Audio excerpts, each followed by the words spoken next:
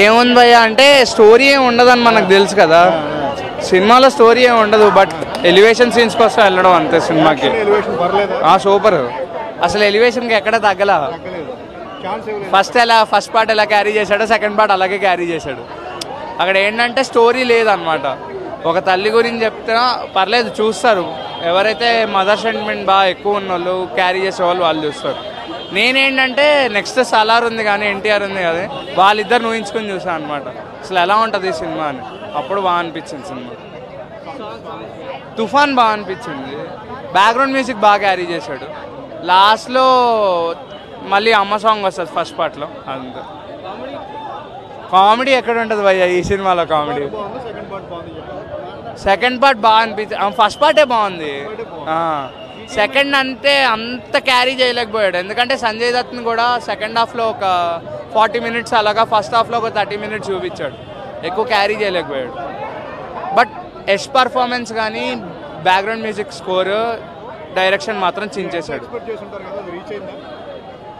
Reach అయింది భయ్య, పర్లేదు. నేను అంత ఎక్స్పెక్ట్ చేయలేదు, పర్లేదు రీచ్ అయింది. ఎందుకంటే నిన్న విజయ్ బీస్ట్ వల్ల కొంచెం తగ్గిపోయింది మొత్తం, అందుకు 3.5. మదర్ మీద కాదు, ఆడవాళ్ళ మీద ఒక డైలాగ్ ఉంటుంది. కోపం వచ్చిన ఆడవాళ్ళని మన దేశంలో బొట్టు పెట్టి సింహాసనం మీద కూర్చోబెట్టి పూజించాలి కానీ చెయ్యి ఎత్తకూడదు అని చెప్పి వెంటనే కాళీమాత విగ్రహాన్ని చూపిస్తాడు. ఆ సీన్ మాత్రం ఇంకంతకంటే వివరిస్తే బాగోదు, థియేటర్లో చూడమని చెప్పండి. ఫస్ట్ పార్ట్కి అంటే సెకండ్ పార్టే చాలా హైలైట్ అండి. ఫస్ట్ పార్ట్ అంతా స్లో, మామూలు ఇంట్రొడక్షన్ అన్నీ చదివితే సెకండ్ పార్ట్ అసలు సెకండ్ పార్ట్ కూడా సెకండ్ హాఫ్ చాలా ఎత్తేసాడు పైకి. అంతే, చాలా బాగా. ఫస్ట్ బిఫోర్ ఇంటర్వెల్ వరకు కొంచెం స్లోగా ఇంట్రడక్షన్ అవన్నీ జరుగుతుండే, సెకండ్ హాఫ్ మాత్రం చాలా don't miss the movie. Especially first half కొంచెం మీకు మంచి స్క్రీన్ క్లారిటీ ఉన్న థియేటర్స్లోని, సౌండ్ క్లారిటీ ఉన్న థియేటర్లోని చూడండి, లేకపోతే మీకు సరిగ్గా కనబడదు అంత విజువల్ ఎఫెక్ట్స్ ఇవన్నీ చాలా. అయితే మన సినిమా చూసినట్టు కేజీఎఫ్ పార్ట్ 1కి కేజీఎఫ్ పార్ట్ 2 చూసుకుంటే కనుక కేజీఎఫ్ పార్ట్లోనూ మన సీట్లో కూర్చున్న తర్వాత నెక్స్ట్ ఏం జరుగుతుందని గెస్ చేయగలదు, కానీ కేజీఎఫ్ పార్ట్లో గెస్సింగ్ లేదన్న. ఎందుకంటే ప్రశాంత్ నీల్ సార్ అంత అద్భుతంగా చూపించారు సినిమా. అయితే ఫస్ట్ హాఫ్ చూసుకుంటే కనుక ఇంటర్వ్యూ వరకు ఒక లెక్కలో పోతే ఇంటర్వ్యూ తర్వాత మైండ్ బ్లోయింగ్ సినిమా. ఎందుకంటే అసలు ఊహించలేని పరిణామాలుగా కనపడుతున్నాయి ఇందులో. ఏ రకంగా అంటే కనుక సినిమా అంతకుమించి ఎక్కడికో తీసుకెళ్ళిన సినిమా. డైలాగులు కానీ, యాటిట్యూడ్ కానీ, పర్ఫార్మెన్స్ కానీ, ఇంకా చూసుకుంటే కనుక ప్రతి ఒక్కరు తన క్యారెక్టర్ దగ్గర 100% న్యాయం చేశారండి ప్రతి ఒక్కరు కూడా. అయితే ఇందులో ఆ సౌండ్ సిస్టమ్గా చూసుకుంటే కనుక ఆ బేస్గా సౌండ్కి మన సీట్లో కూర్చోడం భీమన్ సౌండ్ కింద నుంచి పై దగ్గర ఎక్సలెంట్ అన్న. బ్యాక్గ్రౌండ్ మ్యూజిక్ ఫస్ట్ దాన్ని బేస్ చేసుకుంటే కనుక అంటే మనం ఫస్ట్ దాన్ని పట్టుకుని చూడలేం, ఫస్ట్ దాన్ని చూసుకుంటే కనుక దానికి తగ్గట్టుగా వేరియేషన్ చూపించారు. సినిమా చాలా బాగుంది.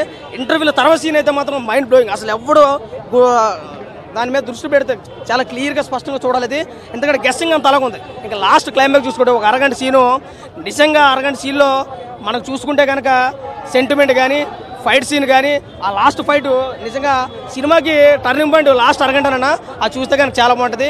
నేను ఒక నందమూరి అభిమానంగా చెప్తున్నాను, సినిమా అయితే సూపర్ బ్లాక్ బస్టర్ ముట్టి. ఎందుకంటే నేను మీకు రేటింగ్ ఇవ్వచ్చు ఇవ్వకూడదు, నా రేటింగ్ అయితే 3-4 వరకు నేను ఇవ్వగలను. చాలా బాగుంది. Thank you. విజువల్ ఎఫెక్ట్స్ కొన్ని సీన్స్ మటుకు గూస్ బంప్స్ వచ్చే సీన్స్ ఉన్నాయి. అంటే మనకు ఫస్ట్ పార్ట్లో ఎలా ఉంటుందంటే ప్రతి డైలాగ్ ఎలివేషన్, ప్రతి సీన్ గూస్ బంపే. ఇంటర్వెల్ బ్యాగ్ బాగుంది. క్లైమాక్స్ బ్యాంగ్లో కొంచెం hero one time watchable. Hero చనిపోవడం ఎంతవరకు రిసీవ్ చేసుకుంటారు అనేది, అంటే చాలా మంది ఎక్స్పెక్ట్ చేస్తున్నారు చాప్టర్ 3 కూడా ఉండొచ్చు అని. చాప్టర్ 3 ఇంక హీరో చనిపోతే చాప్టర్ 3 లేనట్టే. సో కంప్లీట్గా చాప్టర్ 3ని ఎక్స్పెక్ట్ చేయలేం మనం. చనిపోయిన మనిషి రాడుగా. అధీరా ఫస్ట్ పార్ట్లో చనిపోయినా అధీరా బతికే ఉన్నట్టుగా క్లైమాక్స్లో మనకు ఒక చాప్టర్ 1లో అధీరా ఉన్నాడు ఇంకా ఒక హింట్ ఇచ్చారు, కానీ ఇక్కడ మనకు అలాంటి హింట్ ఏమి ఇవ్వలేదు కంప్లీట్గా. సో ఇక్కడతో క్లోజ్ అన్నట్టుగా డైరెక్టర్ గారు ఆయన పేరు వేసేసుకోవడం అయితే జరిగింది కంప్లీట్గా. సో ఏమన్నా హింట్ ఇచ్చుంటే మనం చాప్టర్ 3 ఎక్స్పెక్ట్ చేసేవాళ్ళు, అలాంటి హింట్స్ ఏం లేవు మనకి ఇందులో. ఎక్స్పెక్టేషన్ అంత కంప్లీట్గా రీచ్ అవ్వలేదు. చాప్టర్ 1కి ఉన్న ఎక్స్పెక్టేషన్ చాప్టర్ 2కి లేదు. చాప్టర్ 1కి ఎక్స్పెక్టేషన్ లేదు మనకి, అంటే ప్రతి సీన్లో ఉన్న ఎలివేషన్ ఇక్కడ ఎలివేషన్స్ తగ్గాయి. అండ్ సంజయ్ దత్ గారు లాంటి వాళ్ళని కరెక్ట్గా ప్రాపర్గా యూజ్ చేయలేదు అనేది క్లియర్గా తెలిసిపోతుంది. ఇంకా వాళ్ళని బాగా యూటిలైజ్ చేయొచ్చు. రవీనా టండన్ గారిని పెట్టారు అంటే జనాల ఎక్స్పెక్టేషన్స్ అక్కడ ఉన్నాయి. అది కొంచెం తగ్గినట్టే అనిపించింది, ఎందుకంటే వాళ్ళని ప్రాపర్గా యూటిలైజ్ చేయలేదు సినిమాలో. అది ప్రాపర్గా జరుగుంటే సినిమా వేరే లెవెల్ ఉండే, కానీ మన రికార్డ్స్ని అయితే టచ్ చేయలేదు. ఆర్ఆర్ఆర్ కానీ బాహుబలి రికార్డ్స్ని కానీ టచ్ చేయలేదు. అది కంప్లీట్గా చెప్పొచ్చు.